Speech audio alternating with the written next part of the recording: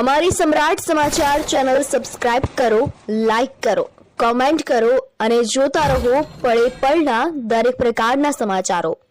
તળાજા તાલુકાના રાળગોન ગામ નજીક બે કાર વચ્ચે અકસ્માત સર્જાતા એક વ્યક્તિને ઈજાઓ પહોંચી। બનાવની જાણવા મળતી માહિતી મુજબ તળાજાથી બગદાણા જતા માર્ગ ઉપર રાળગોન ગામ વિસ્તારમાં આરસીસી રોડ બનાવવામાં આવ્યો છે। અહીં ઘણીવાર નાના મોટા વાહનો પલટી ખાઈ જતા હોવાના બનાવો બની ચૂક્યા છે। ત્યારે આજે જાણવા મળતી માહિતી મુજબ રાળગોન ગામમાં જ ફોર વ્હીલ કાર આરસીસી રોડમાં લસરી જતા બે કાર વચ્ચે અકસ્માત થયો હતો અને આ અકસ્માતની ઘટનામાં એક વ્યક્તિને નાના મોટી ઈજાઓ થતાં હોસ્પિટલ ખસેડવામાં આવેલ હોવાનું સ્થાનિક લોકો પાસેથી જાણવા મળ્યું હતું।